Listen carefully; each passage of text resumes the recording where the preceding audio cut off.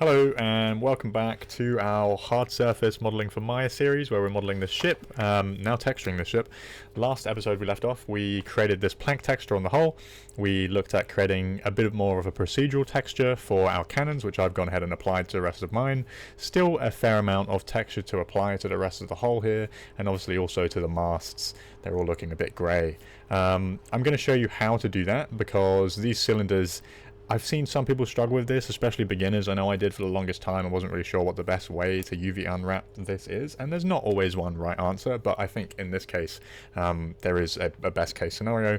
We're also going to be showing you how to add some breakup, some dirt to this hull so it doesn't look so absolutely perfect, right? Like this looks, aside from the wooden texture, the color looks brand new, and to me it's okay. We could leave it as is, but I think it looks a bit weird. We're also going to add some texture to the top portion of our deck here. If I just turn on our render view, I'll show you how to do that too.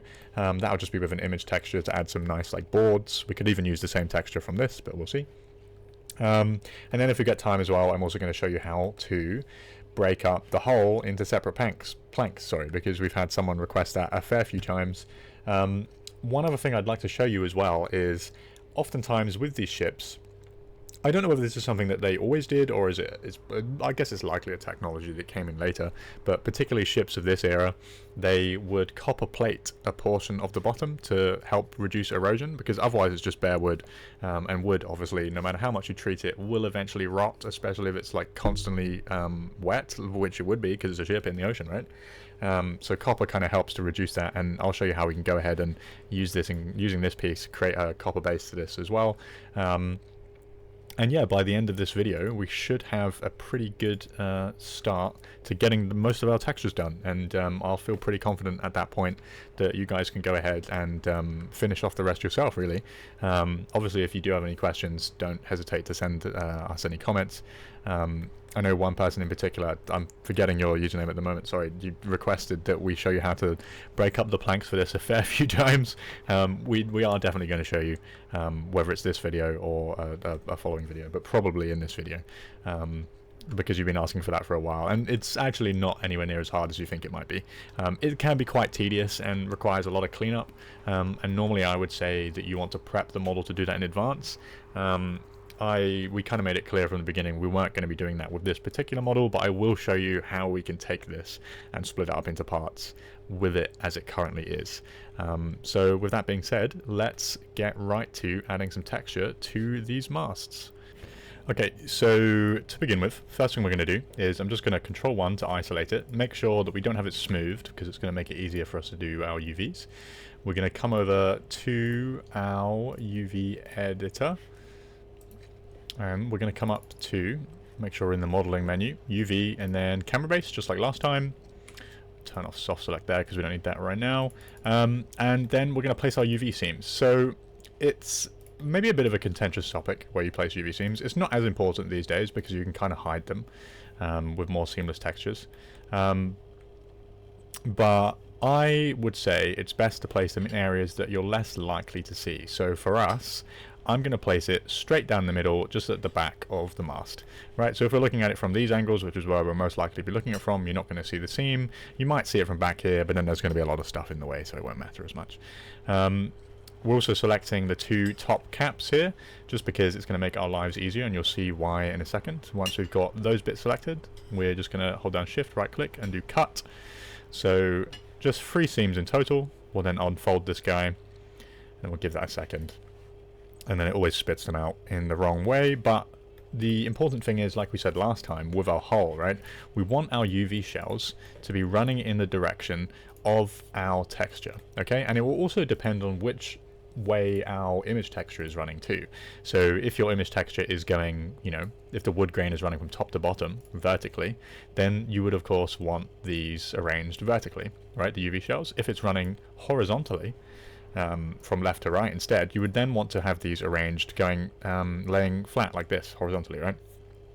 So that the grain goes in the correct direction. In our case, the texture I'm going to be using today is from the same websites that I showed you last time, Polyhaven and I forget the other one now, Ambient CG. this texture runs from left to right, and this isn't the exact same wood plank texture. It's just sort of a slightly aged, like cracked wood that I'm going to use. Looking at the color here, you can see the grain runs from left to right, and I think it will do quite nicely for us as our bump and roughness map. For the color, we're going to be using the exact same color that we have on the yellow bands. Historically, it kind of varied from nation to nation and ship to ship, but because this is a British Navy ship, they used a kind of like orangish yellow like we have on the bands here, and it seems like in reference I've seen, these masts were also the same color. So once we have this, that looks pretty good to me. We could then hold down right click, go to UVs. Now UV points are pretty much exactly where your vertices are, and you'd want to select those if we're going to use this tool, which if I hold down shift and right click, go to straighten, then straighten UVs.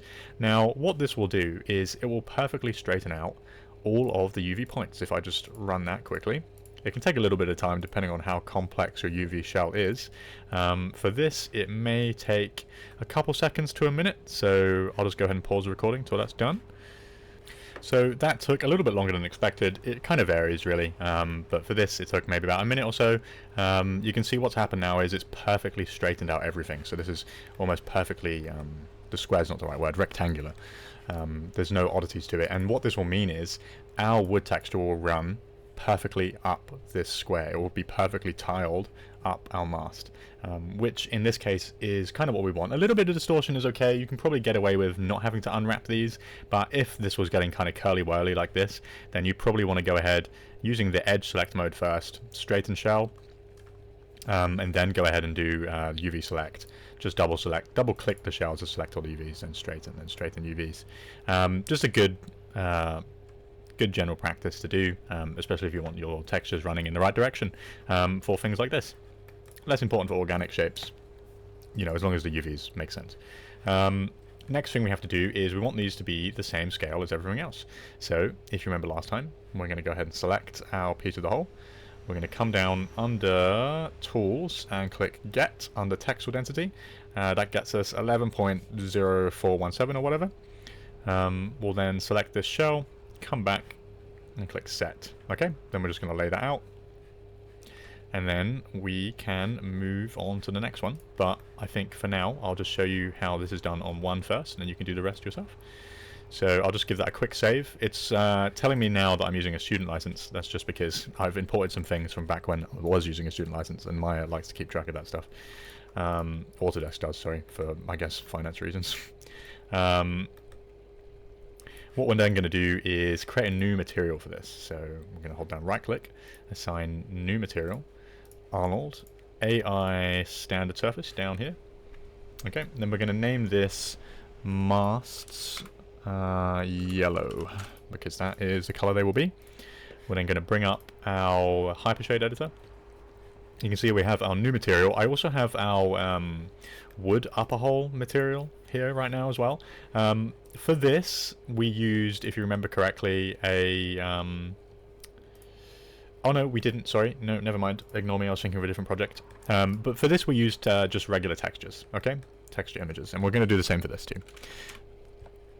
So we just go and press Tab. We type in File to get our image texture. We're then going to make a note or copy the path to the image texture in particular that we want to use. In this case, we are looking for the normal map. So this is the one I have here. Okay, once that's come in, first things first, we just need to do a bit of house cleaning. We're going to change the utility to raw so that this gets processed properly. We're going to ignore color space file rules just so it doesn't throw up a silly error every time. And then that's all we need to do for that one. We're then going to Control D, copy our normal map from this guy. We could also just press Tab, type in AI and normal map and get that back again. But we have one right there, so we might as well copy it. Good rule of thumb for whenever you're making textures, or well, shaders, and also modeling.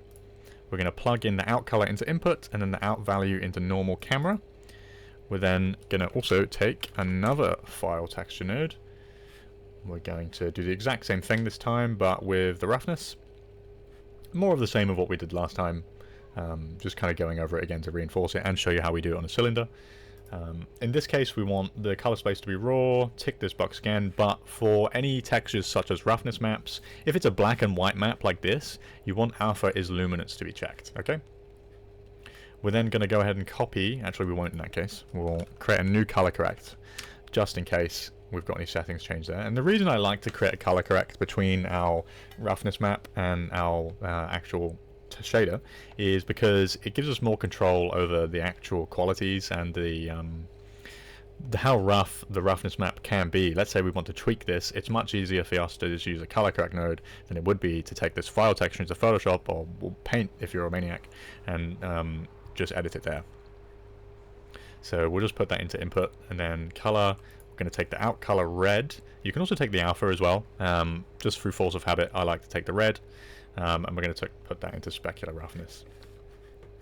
Now, in all likelihood, a repeat UV of 1 underneath the place 2D texture node here for our roughness map will be too little. If you remember from last time, it kind of varies depending on the size of your UV shells. And the UV shells, the UV scale we're going for is quite small. So 1 will probably be way too small. If we look at the place 2D texture node for our spec roughness of the upper hole, you can see the repeat UV has been set to 11. So I'm going to just start this off with, maybe let's set it to 10. And we'll see what that looks like. You always have to put it in both of these boxes, and then make sure you do it for all maps plugged into the same shader, okay? Any texture maps that combine together to make one material, like a PBR shader. PBR texture map, sorry, like we're using here. What we'll then do is go ahead and render this guy, and then see what that looks like. It will probably take a second, like last time, just to convert those shaders over to the Arnold format. Don't worry, that happens pretty much every time. It's nothing to worry about. It's just, it allows Arnold to read it easier. Taking a little bit longer to render for us here. I think just as the scene gets busier, generally things take a little while to render, and the HDRI I'm using here, I think it's different to what I used last time. It's a nice kind of cloudy one, but again, I got it from the same website for free, 4K HDR, and it seemed like having a not texture density. The repeat set at 10 looks quite nice to me. We're getting some interesting wood cracks and nice, like, kind of, I think the correct scale wood grain. I think historically these were made out of like single timbers, like giant trees from when Europe had these old enormous trees. I think interestingly enough, they had a hard time getting big enough bits of wood to repair the like the spire of the chapel in Paris that burnt down a couple of years ago, because you just can't get that big a piece of wood anymore. But so yeah, they use the same for these masts, and it looks like the scale is pretty correct. So that looks good to me. I'm going to come out of render view. Okay, and the next thing I'm going to do is change our color. Now is a good time to get into a little bit more advanced shader creation here, because before, if you remember, with the wood upper hole, what we were doing is, and the other bits of the hole as well, sorry, we were just literally changing the color. Now, what you may have noticed, and I think I may have gone into as well, is there is actually a base color input. So we could do all sorts of things. We could plug in a texture map for this, a color map, sorry. We could take this one here from the wood, but we don't want it to just be plain unpainted wood. We want it to be yellow wood. So how do we do that and also add some wear and tear and dirt all within Arnold, right? You might be tempted to use some texture software like we went over last time, like 3D Co or Substance or what have you. But to make this as accessible as possible, I'm going to show you how to just do this in Maya. And there's a few creative ways that we can do that. So first things first, I'm going to go ahead and create an AI flat. Now this is another Arnold node. We can go ahead and delete this part because we don't need it. This literally just contains color information, basically. And we'll be using this to drive the base color of our material. What I am just going to do quickly is select these materials that I want to be manipulating at the moment, and that would be the masts yellow and also the wood upper hole bands, which is our other yellow texture. I think just because I don't want this to get confusing, I'm going to rename this to wood upper hole yellow, just so we know. And the main reason I'm having this here as well is because we want to replicate this yellow texture up here, okay? So we're going to go ahead and recreate our AI flat, delete that. then we are going to get our texture color, or our color from here. In order for this to show up in the swatches, so we can go ahead and replicate it over here, what I like to do is just quickly like change the value or something with the arrow and then put it back to normal, and then that will now save that as a preview or a previously used texture color. And then we can just attach that to our flat. So if I go ahead and just plug this into the base color now, okay, give that a save. I'm always religiously saving just because I'm paranoid. I have had a few crashes where we lose all our work and it's not fun. So I would do the same. We just give that a second to render. You can now see that's sharing our color from the bands, but also is still maintaining our wood. And that's all well and good, but it still just looks perfectly painted, and I am not overly fond of that. So we are going to add some kind of like musty, crusty bits onto it, because this is a ship that's been on the ocean, it's been out at sea, there's lots of water, it's going to get damp, there's a lot of salt in the air, it tends to make things go a bit crusty very quickly. Like these kind of ships would need crazy amounts of upkeep, and the way we're going to do that is we are going to use a AI mix shader. Okay, and you want to keep both these elements here, keep that blue part. Now what this allows us to actually do is combine two different textures. Now we could, or two different shaders, sorry, I'm getting my terminology wrong. We could use this as an applicable material, or we could use it to combine two different textures, or two different shaders, sorry. And this little input up here called mix, we can then use a separate material, whether that's a texture map or a procedural shader like a noise texture, and use that to drive the position of the placement of dirt, for example. So actually we are going to go ahead and delete this blue guy because we don't need him. He is wasting our time. We're then going to plug this into shader 1, and we're going to plug out color into base color. Okay, now if I go ahead and render this, you should see that nothing has changed. Okay, this should still be just completely yellow without any issues. There we go. But what we can now do is, if we come over to, let's say, Arnold textures, let's see what we have. Maybe actually let's just come to 2D textures, and let's take a fractal. I quite like this for adding dirt, just because the texture is a bit sort of rougher. And let's also create another AI flat. Okay, we're going to go ahead and delete this guy again, and then what we'll do is we'll take our yellow color, but we're then going to make it a lot darker, kind of like this deepish brown. Maybe we'll stick some green in there as well, something like that. That might look quite nice. Okay, then we're going to plug that into shader 2. Okay, and by default that will kind of blend the two of these. Okay, if I go ahead and render this, we're probably going to see some sort of like sickly greenish brownish looking color on here, which is not what we want at all. We want this to be like separate dirt. So you can see here it looks a bit darker than everything else, right? Not by much, but just by a bit.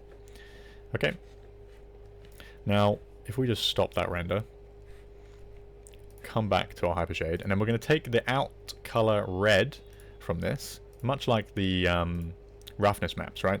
Because the thing about these maps is they're black and white, and they're not really giving color information. They're kind of just giving, if you'd like to think of it as like placement information. So with our roughness, the black parts of the map will be what is the most like shiny and reflective.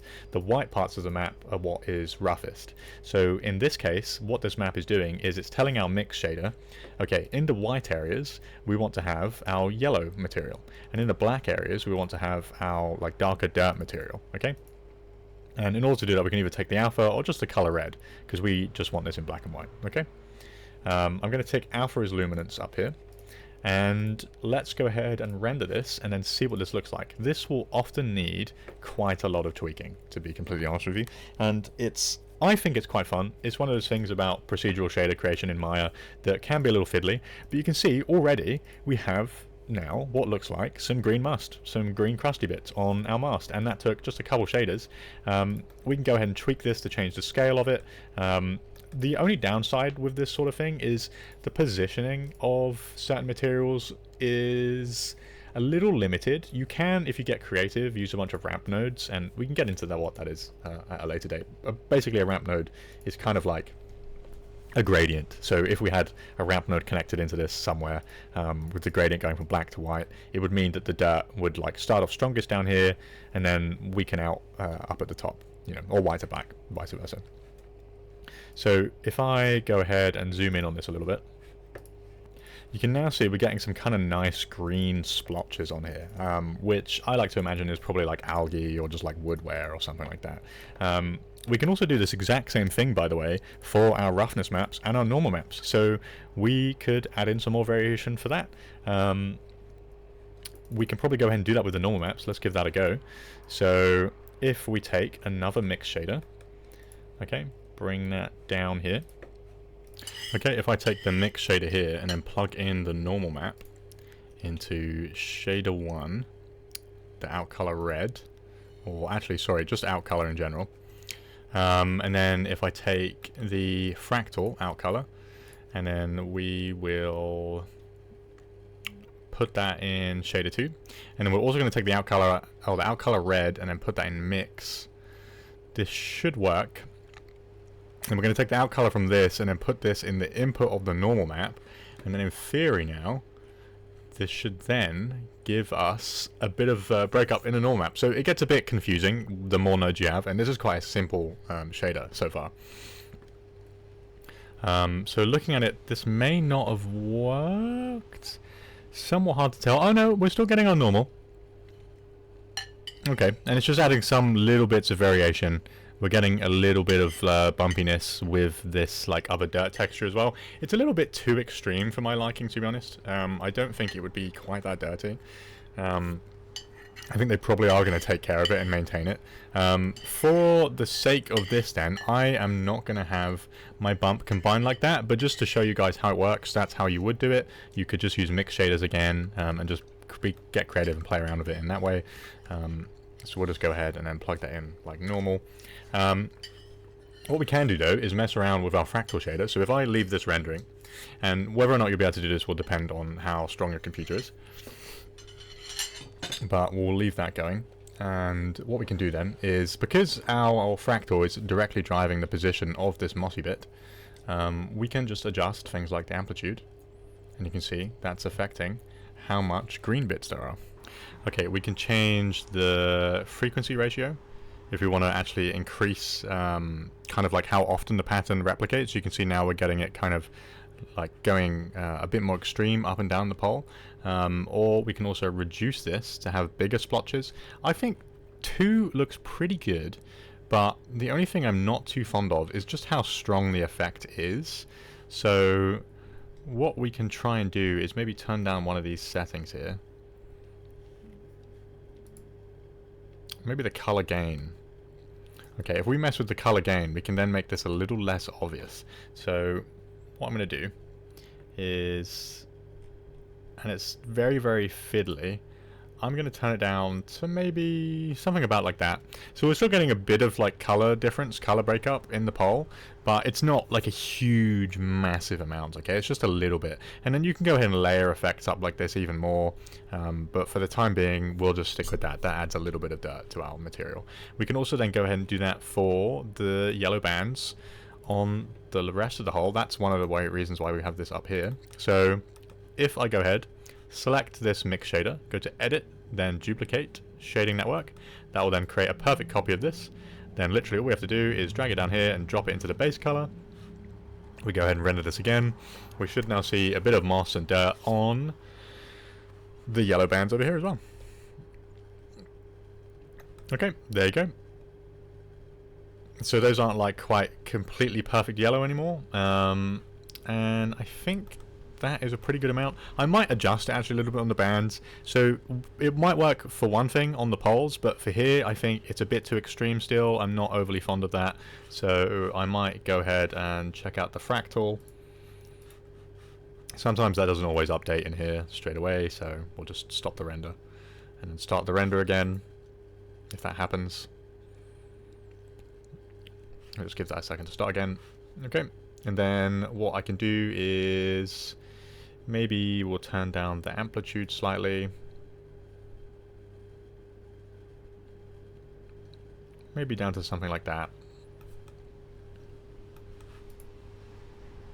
Okay, just to give us a bit of dirt, but nothing too crazy.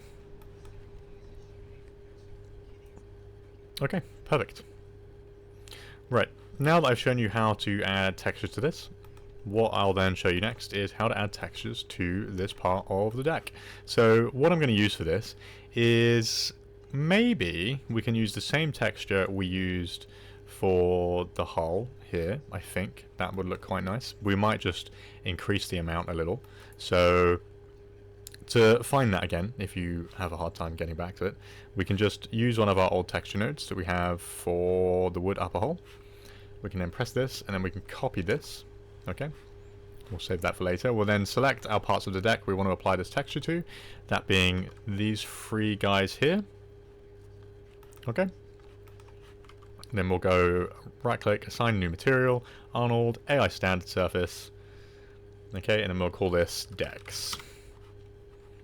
Okay, so we actually need to go ahead and add some UVs to these, so we will do a very simple UV unwrap. We'll go to UV, then automatic, and the reason why that's going to work for this is because it is just a single piece. And if we go to this texture in particular, we can then look at the diffuse, and looking at it we can see that the planks are running from left to right. Okay, we want the planks to be running along the length of the ship, left to right. So to do that, we're just going to rotate our UV shells. Okay, set those to the right scale, lay those out. Okay, we're then going to do the same for this part. We'll do a automatic unwrap. The reason why I'm doing it for this is because I think it will largely get the broad strokes in.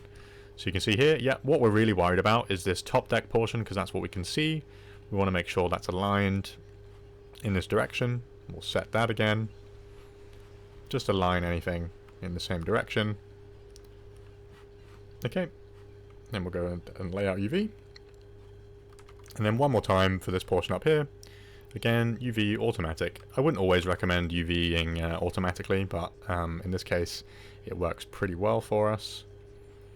Just because these are big flat pieces, right? Okay, we'll rotate these to the right direction. Set, and then lay out. And then what we can then go ahead and do is we'll select all of our bits for this part, and then we'll just lay that all out. Okay, and then we might need to even put this on another UDIM just to transfer that across quickly. If you set this under move, this part here where my mouse is to 1, under the transform section, we just hit this twice. This will put this on a separate UDIM. Just make sure you're keeping an eye on how many UDIMs you're using. Keep things organized, right? So we have all the decks on one UDIM here. Keep your consistent scale, and everything should be okay. Great. Okay, now we have our material on this. We can close our UV editor. Come back to our material. Okay, and now because we're already using this normal map here and roughness map, what we can go ahead and do is literally just duplicate these, because we're going to be using the same material anyway. Okay, always reuse what you can, just because it saves yourself so much time instead of like making a brand new node.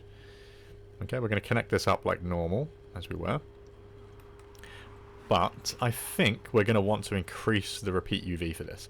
Generally, looking at reference, if I pull mine over here, okay, if I look at, let's find an image for you guys real quick. This one. Okay, you can see the planks are, they will look reasonably thick, okay, like the individual planks, but then if you check the top portion of the hull, they look a bit smaller to me, just in comparison to everything else. So I think we're going to increase the like repetition of this up to something like 13. That might look too big, or that might look like too small, sorry, two smaller planks when we go to render this. But we'll set it to that, and then we'll see what it looks like. And a lot of this, like with the modeling as well, it's just repetition. You have to like try something, see if it works. If it doesn't, then go back, edit the figure, and then come back again, and eventually you'll get there. So we're just going to let that render for a second and see what that looks like.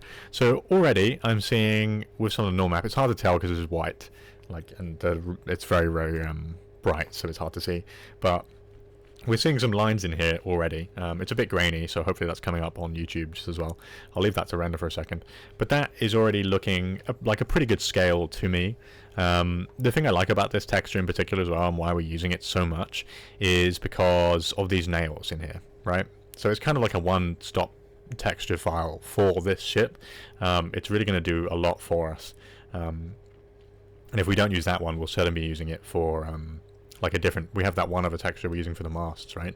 But we can probably get away with using that for a lot of things, because all of this ship, you know, is just made out of wood or metal or like canvas or rope or something, or some sort of like fabric, wood or metal.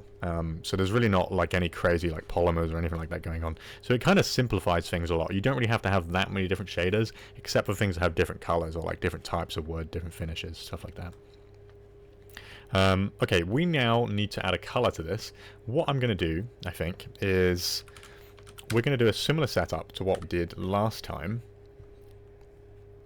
for our planks. So I want to have some dirt on this as well.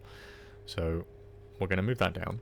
We're going to out color to base color here from our mix shader. We're going to add another AI flat. Okay, delete the blue guy. Add this to shader 1. And then the color here, looking at our reference, and now the color on this, on the decks, kind of varies. It seems to me like it's sort of like a very, very subtle woody type texture. Actually, no, scratch all of that. We're going to use a file texture, because I think that's going to give us the most variation here. Instead of using an AI flat, right? We'll still use the AI mix shader, but we'll use a file texture, and we're going to take it from this plank diffuse. Okay, but I think the color of that might be a bit off. That's what I was trying to get at. So it's a nice color. We get some nice variation in here, but I think it's going to be a bit too repetitive. So that's why we're going to need to break it up with the mix shader. And it also looks a bit too yellow. We want to kind of remove some of the contrast in that color, make it a bit more towards gray. So we're going to run it for an AI color correct. Kind of a good rule of thumb to do that whenever you're adding anything color related, unless it's just an AI flat, right? But if it's an image text like this, run it for a color correct. Make sure we set our scale as well to, what do we have it at? 13.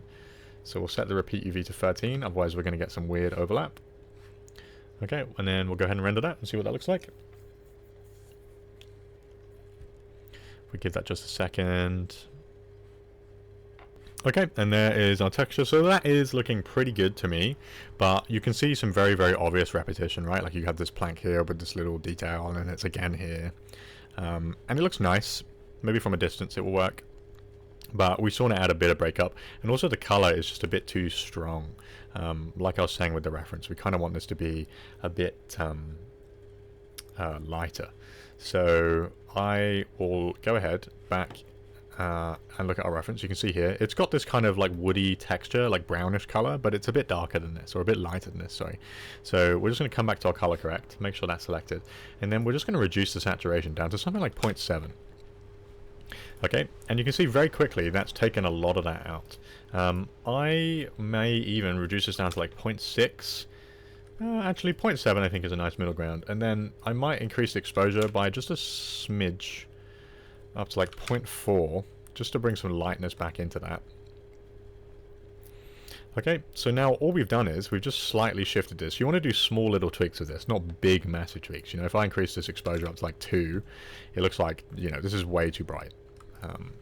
You want to do it subtly. Right, and we want to maintain some darkness here. So we're getting some very, very nice detail here because it's a 4K texture, but we just need a bit of breakup. So to do that, we're going to do exactly what we did last time. We're going to take a fractal texture again. Let's just turn off our render for the time being. Okay, then we will run the color, or sorry, not the color, the roughness through the, oh, not the roughness, sorry. Sorry, it's late. We're going to run the R out of the out color, the red, into the mix, turn on alpha as luminance. Then we are going to copy our AI flat here from earlier, if it will let us. There we go. Let's just put it underneath one of those textures for some reason, one of those shaders. And then we're just going to chuck this into shader 2. Okay. Give that another quick save, and then we'll see what that looks like with the render. Okay, so you can see that's added a bit of moss, bit of grunge to that.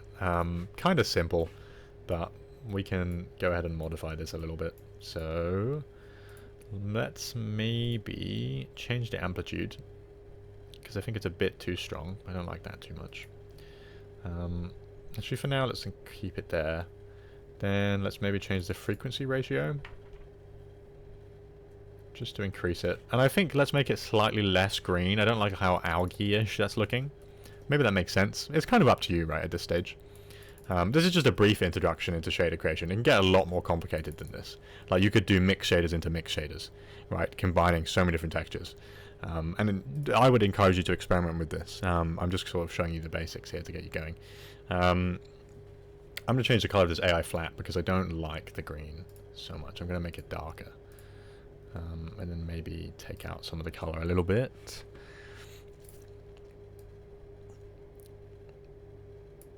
Okay.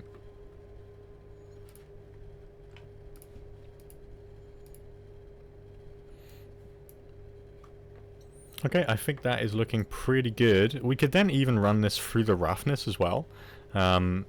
If I take, like we did earlier, let's go ahead and stop that render. Right now we have the roughness coming from our roughness texture here. I'm just going to unplug that, keep the color correct. We're going to copy the mix shader. Okay, plug that into shader 1, plug the fractal into shader 2, also plug the red color into the mix. Okay, then take the out red into the specular roughness. Okay, then go ahead and render that. We give that just a second. So you can really customize like all different attributes of this: the roughness, the normal, the color. You can now see we're getting a bit more roughness breakup. You've got this shininess here, but then where you have these elements with the darker patches, it's not as, like, it's a lot rougher now. You can see it's not really reflecting light as much. And that is quite nice to me. And you want like a lot of roughness breakup normally. So this is kind of helping, at least in my mind, to break up some of this repetition. I'm going to go back to our mask texture here and give this a little bit more less roughness, sorry, because I don't like how matte that's looking. I think everything else is not quite as matte as that. So let's take our masked yellow, take the color correct from the roughness node. Then we might just need to jog that to bring back that into selection. Okay, and then literally all I'm going to do to reduce the amount of roughness is we're going to start the render, and then I'm just going to take the multiply and maybe drag it down to about halfway. Okay, and you can see now we're getting a little bit more shine. It's hard to tell because of the angle, but you can kind of see it on just the tips of these little extruded parts here. If I turn that back up, you can see that's kind of going away a lot more. But if I turn it down, you can now see we're getting a lot more shine on this. Okay, this is way too much shine. This looks like it's been like covered in jelly or something. So we probably want this around like here. Just a little bit of varnishing or something like that. Okay, cool. Okay, next I'm going to show you how we add our copper base to this, and then we'll move on to doing how to sew separate planks. So to add the copper base, I am literally... Oh, we have a separate cannon there for some reason. It's duplicated. Don't need that. I am going to duplicate this part of the hole. Okay. Bring this out so we have it as a separate piece. Then I'm going to come to the side view because we only want this to come up so high. If I show you my reference here, you can see in some images, let me just find it. Where is it here? Okay, you can kind of see the copper base here. So I think here, this is from the HMS Victory. They kind of have it painted on. I don't know whether they've repaired it. But you can see this line. That's where the copper base would start. And you can see it in a lot of models as well. You can see this is a very, very accurate model of the HMS Victory. You can see this copper line here. And these are actually separate plates attached to the hull. And it just goes along a straight line like this. Okay, and you see it in all the reference here. You can see there's a copper base here. Some other models as well will show it, like this one. Here again you have that straight line, and those are added on top. So to do that, we're going to get the edge, the multi-cut tool, and we kind of want to cut around where this edge is here. Okay, so we're just going to hold down shift to put this in a straight line, and we're going to try and cut in to around about something like this. Okay, that looks pretty good to me. Around about something like that. And we'll just go ahead and look at our reference again. That seems pretty good to me. Okay. And then we're going to use that line to actually cut this up. Okay, and this will need a bit of cleanup afterwards. Okay, what we can then do is come back to the side view, come to face select, and we're going to select just to the top of that line we created. So right about there. Okay, that might not have got everything, but we can come back to our side view and then we can just clean up, snip off the bits we don't need. Like this. This. Get that both sides. The reason why we have these parts sticking out is just because there's some really like kind of tight quads in this section. And so when you're chopping things up from that distance, it might not always catch everything, but that's okay. Okay.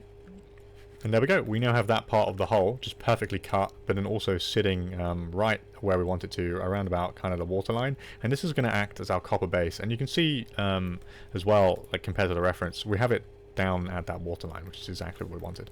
So I'm going to add a new material to this. And there are some triangles here. We could go through and clean this up. Honestly, I don't think it's worth it. You can see here, there's not really a whole lot happening. If you're going to use this for your portfolio, I would say clean it up, but for the sake of this tutorial, we are not going to. We'll apply another material to this, and we will use another AI standard surface. Okay, and we're going to call this lower, if I can spell, lower hull copper. Okay, and that should show up in our hypershade right here. And then, because the, like, kind of individual, I nearly said planks, like plates of copper, are kind of, like, nailed together in a similar fashion to the wood is, we're just going to use the same texture, funnily enough. I'm going to go ahead and duplicate this normal map to get that wood. And I've tested this as well on my other ship, and it seems to work pretty well. Only thing is, though, we want them to be a bit more square, so we might need to tweak the repeat UV a little bit. Okay. So, let's change this color for now, just to something like a bit more grey, just so we can see it. And we'll go ahead and render. I'll just select this first, because we're going to need to change the repeat UV. Okay, and we shouldn't have to adjust the UVs for this, because we've already UV unwrapped it, if you remember. We've just removed parts of the UVs. Okay. There you go, you can see the texture. I think, looking at my reference, we kind of want it to be a similar density, but we want it to be a bit more square, so we might need to change one of these, increase one of these, sorry, maybe we increase this up to like 25. We need to gauge which one is the correct one. So maybe we put this up to 35. Is that making it more square? It looks like it is. Maybe we'll try up to 40.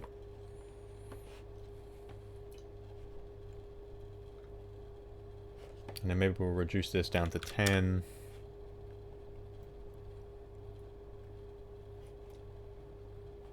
Maybe let's just try a big drastic increase of like 55.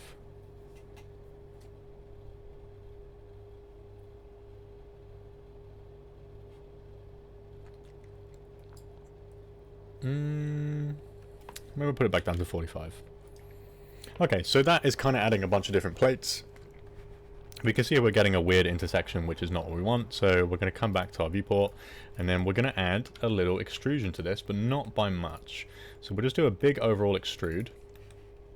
Okay, and I'm just going to pull this out just a tad. Maybe like even less than that, like maybe like 0.5 or something. Actually, maybe let's increase it up to like 8. Okay, just a bit. It's going to add a little bit of a lip, but it's not too big of a deal, and we probably won't notice it in the render anyway. Okay, then we want to just make sure that we have some creases here to hold this when we do come to smooth it. Okay, like so. And then maybe we'll go ahead and add in 2 more. We'll just remove that middle one because we don't need it. Okay, and then again, even though we've extruded this, we actually don't have to worry about the UVs because they'll be perfectly overlaid on top of each other. And we're only really worried about what we're seeing on the outside. Okay, so if I go ahead and leave that as is, we'll do a quick soften edge. Okay. And then we'll also change the preset of this to copper. Fortunately, there is, like we showed you last time with the brushed metal for the cannons, there is a copper preset. It's not quite the color that we want. It's a bit too, like, brassy for my liking. I think this needs to be more of an orange copper. So we'll go ahead and render that and show you what that looks like. And this will give us the metallic element of it as well. Okay, so you can now see we have this extra, like, metallic part below the waterline, which is exactly what we want, right? We want that copper plating. And if you end up putting this in water or something, you might not end up seeing it, but it's still okay to have that extra bit of realism. And then if this is bobbing up and down or in like some rougher weather and it's traveling, you're probably going to see this come up above the surface anyway. So let's adjust the color a little bit more. I think I'm going to introduce a bit more red. Something like this.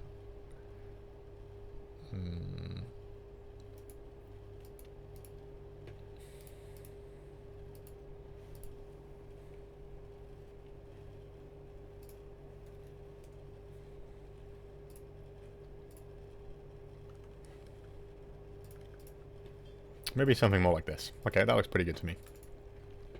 Okay, and then we can also apply the same texture breakup to this as well if we want, because this looks way too clean, and this part really will be very, very much below the waterline, right? So we could then go ahead and add the exact same thing we had before. So if I duplicate this guy, duplicate shading network, okay, we want this color to come across. So we'll just do that trick of changing the value. We're going to change this one, since this is the base color here, to that color that we want, and we'll then plug this in.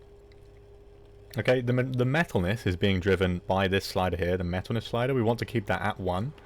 Okay, and then we might need to adjust the fractal and the color there to give us the effect that we want. Okay, and you're going to get obviously way less control this way. Like if you wanted to paint on leaks and things like that, it's going to be harder to do with this texturing method, just because it kind of is a bit more random. That then you would have to take into some texturing software, and we can do another tutorial for that at a later date, but that's not something that's possible within Maya, unfortunately. But we can add like a baseline level of grime using this. We could potentially get like a streaky texture and apply that to this instead. I do have one downloaded, and you can get them from Ambient CG, so I can show you how we could use that instead. If I come to my materials folder, I have one called Surface Imperfections, and I think it's good to generate or have a texture library of things. So I have various different materials here, or various different texture maps for a bunch of different things. The one I'm looking for is, I think, smudges large, maybe. That could do. I think we might want this one. Maybe this one. Okay, we'll try the smudges large, but you can probably find like a grime texture, and that will do the trick for you as well. So if I come back to the viewport and then add a file, so you don't necessarily need to use like a pre-generated texture like a fractal or noise for this. You can also just use a texture map. See, this has black and white values in it as well. We're going to change the utility to raw, ignore color space, and then ambient or alpha is luminance. We're going to unplug the fractal, and we're going to plug in the red into the mix. Okay, and then we're going to repeat UV, increase that to something like, let's try 6. Okay, then we'll go ahead and render that. Let's see what that looks like.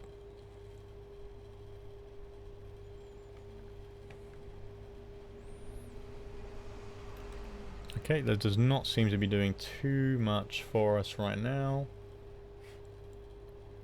Maybe let's try reducing the repeat UV down to 3.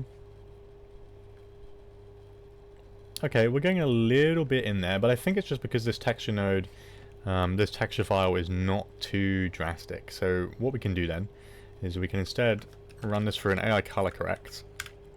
Again, if you want to make little changes, always run it through an AI color correct rather than editing the file itself. Just saves you time. Okay, we take this. We'll just stop the render just to jog that and bring that up into the selection on the right for the attribute editor. You end up stopping and starting the renders all the time when you're doing things like this. So now, if I go ahead and, I think, increase the exposure. Okay, there you go. You can very quickly see that that texture map is now working for us as well. So this kind of looks more like liquid smudges, which isn't really what we want. But you can see, like, this kind of method of working is quite powerful. You can use just a few different nodes to combine things together and make a different texture. Very, very quickly, with not too much work. Okay, so I think for the texturing, that will be it for now. You can see we have a few different materials here, and we can kind of like spread these out. So we've got a really nice kind of dirty looking textured deck. We've got our like paint in the form of black and yellow, and we've got our copper base. And you can extrapolate this out to the rest of your model too. And it's very quickly going to make your ship look a lot more realistic. Like, look, just in a few seconds, this wood texture here looks really, really nice, and it kind of brings it to life. And these are all free materials as well. And if you have the capability as well, or if you want to learn it, you can definitely go and bring this in to a piece of texturing software and then go and hand paint in a bunch of stains and things like that as well, and that will look even better. So the last thing I want to talk about is how to actually split this up into parts, rather than just having it as a single piece. So to begin with, what we'll do is we'll start with this piece of the deck up here, okay? And this is why it's really important that we had all of these pieces as like perfect, or as even as quads as possible, is because this is actually going to be to our advantage, okay? So let me just put this in the group here. What I like to do when doing this is make a copy. Okay, we never want to be working on the original because we want to save that just in case this goes horribly wrong, which it could well do, and that does happen, right? So I'm going to hide everything else. I'm just going to hide our lights as well. Okay, then this is the tricky part, and it can be a bit tedious, and this is the only way I know how to do it. So you can see that our hull, or this, these boards have, you know, if I go ahead to face select here and select these, you can see they kind of have this shape to them. There's two different ways we can do this. This is probably not high enough density for an individual plank of wood. I would say we would either use the multi-cut tool and add in separate ones for each, and then go ahead and actually like remove each line individually, extract that out. But I think there's a better way to do this, and a way for this to be much cleaner. So I'm just going to go ahead and create a cube. Not that, sorry. A cube. And I'm going to come up to the top view. Okay. And then I'm just going to reduce the width of this. Oh, if my Maya wants to behave. Down to kind of the width of what I would like one of the planks to be. Okay, I think that's going to be about something like that, 0.2. Okay, I'm then going to come to vertex select, and I'm just going to extend this all the way to the back to where we want it to be. Okay, then I'll put that in the middle. Right. Next thing I'm going to do is I'm going to make this roughly the thickness we want it for each plank. So we already have this piece made. So we'll bring it up to something like this, similar thickness to the piece below. Okay. Then what I will do is add in some divisions. Okay, I'm probably going to add in something like 16, just because it's quite a long piece. Nothing too crazy, just enough. Okay, then what we'll do is we'll come back up to our top view. Actually, we'll come back to perspective view. Then I'm going to isolate this, set the pivot point to this point here, duplicate, and then I'm just going to hold down V to snap it to this part. Okay, and it's at this stage, what I would do is I would go ahead and actually add in some bevels here. So we're going to select the edges that we need to bevel. Bevel edge, like so.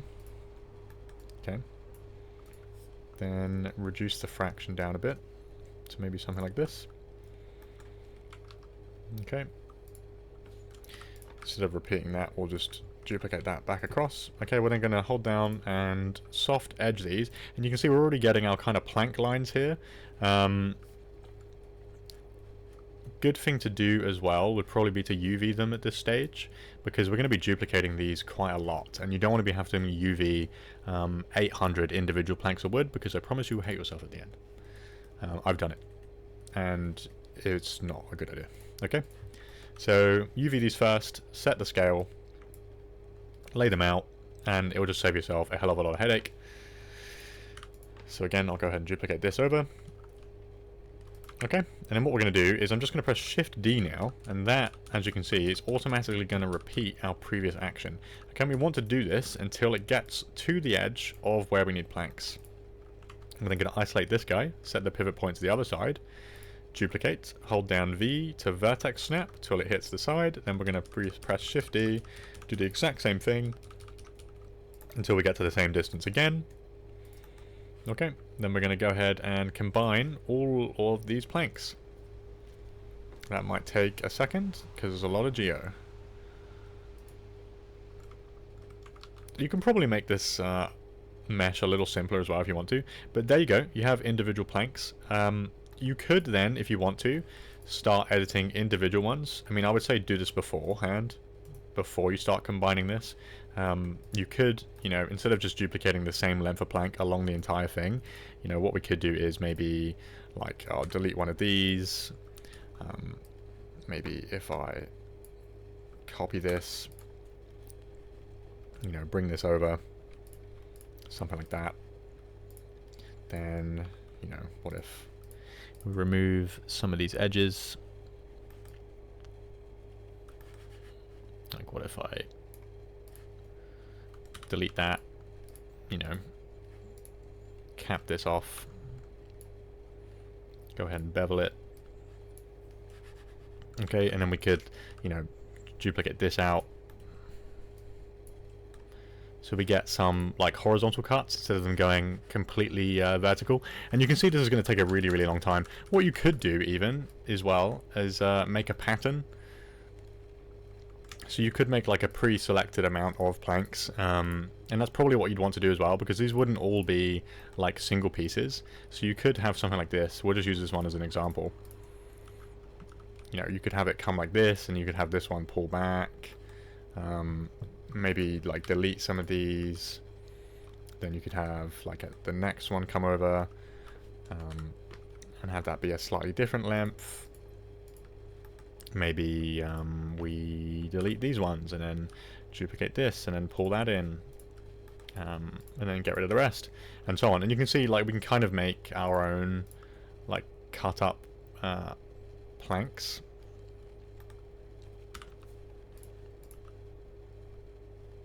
With different like size gaps in it, and you could just make a pattern like this, combine this, and then duplicate it out. But it just kind of creates more cleanup. So there's no easy way to do this, unfortunately. If you find an easier way to do this, please do let me know. I'm sure there's some like fantastic procedural way to do this. But this is at least how I've done it in the past. Okay. So we'll go ahead and recombine this, and then once you have the shape that you're happy with, okay, we're going to come back to UV editor, and now because these are all overlapping, we're just going to select all of those, and then we're just going to lay them out. Okay, so that they can get an individual texture later. Then what we're going to do is we're going to come to our side view, and we need to get this shape back to normal, or back to how it is supposed to be.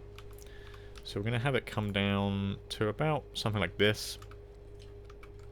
Okay, then we're going to need to add our curve. So we're going to go to Deform, Nonlinear, Bend. Okay, then we want to align this with our model. Like so.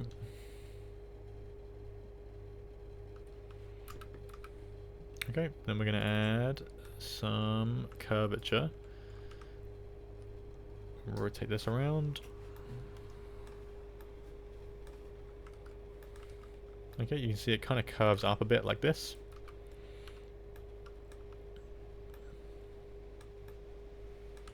Like so. Then we're going to bring that back down and then rotate it a bit so it fits in there. Okay, then we'll come and deform, nonlinear, and then bend again. Rotate this around again, and now we want to add the curve going in this way. Okay, so that brings that curve back in, and then we're going to pull that up. Okay, now we have a roughly matching piece of deck made out of individual planks. They're all combined. You could go ahead and separate these and then tweak these even more if you wanted to, but you can see very, very quickly we made that. You will then have to go in and cut these holes in again. One of the easiest ways to do that would be to kind of just make sure you're spending more time from the top cutting out your pattern, but there really is, as far as I can tell, no quick and easy answer for this, but I think it can be worth it if you want to make like a much higher detail model, or if you need parts of your ship to be destroyed and so on. So you can see like how much cooler that looks with it being modeled in. It's not 100% necessary to do this. I think texture is just as good, but if you need this to be destructed, then obviously, yeah, you're going to want individual planks so they can break apart a bit more realistically. It does then leave you with this issue now of having them sticking out the sides. So the way I fix that is I'll just select these parts here, isolate them, okay, and then literally I just get the multi-cut tool and just kind of start cutting in and removing parts that we need to remove. I normally do a base edit first of just like cutting away, or literally using the marquee select tool just to delete any like really overextending parts. Not everything. Okay, so you can see that's done most of it already. Then I might come back into perspective view, and then get our multi-cut tool,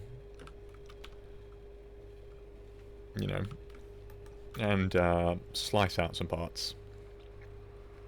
Maybe something like this.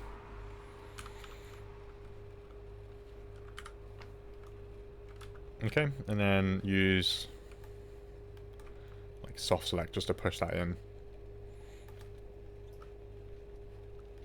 Okay, and that's how I might do that. And then you'd have to go ahead and then clean up the mesh afterwards. So it's not the cleanest way to do this. And again, there really is no easy answer for this.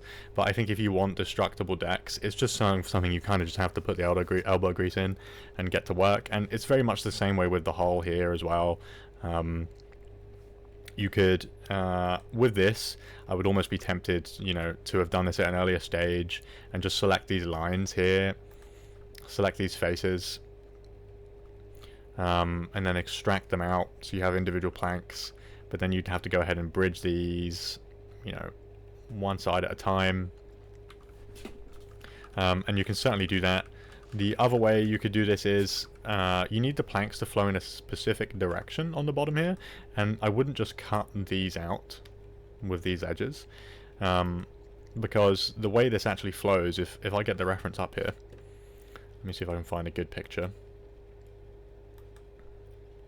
You can kind of see the wood flows like this. It doesn't flow down. As it gets up to the front of the ship, it flows up towards this point. So in order to do that, the way I've done this in the past, and again this might not be the best way, is I've converted this to a live surface by selecting this and pressing this button up here, pressing Control Shift Q on the keyboard, and this is like a retopology tool, but it allows you to then draw quads onto your mesh, right? And I'm just doing this very loosely, so it's not the cleanest, but then you can get them to flow in the direction that you want to using this as a base. Okay, and then you would just fill it into the middle and then duplicate across. So if you were to do the planks with a lower hull, that is how I would do that. Again, it's not for the faint of heart. I would say only do this if you really absolutely have to, or if you want this to make destructible.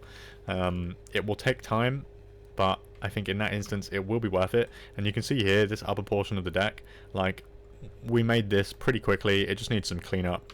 You can fill in any holes really quickly. You know, if this is going to get taken into Houdini or something like that, any other software, you can just, like, the mesh doesn't have to be perfect, right? Just plug up any holes, maybe do a quick, like, mesh cleanup, just to clean up any of those, like, really crusty engons or something, and then I'm sure that will work.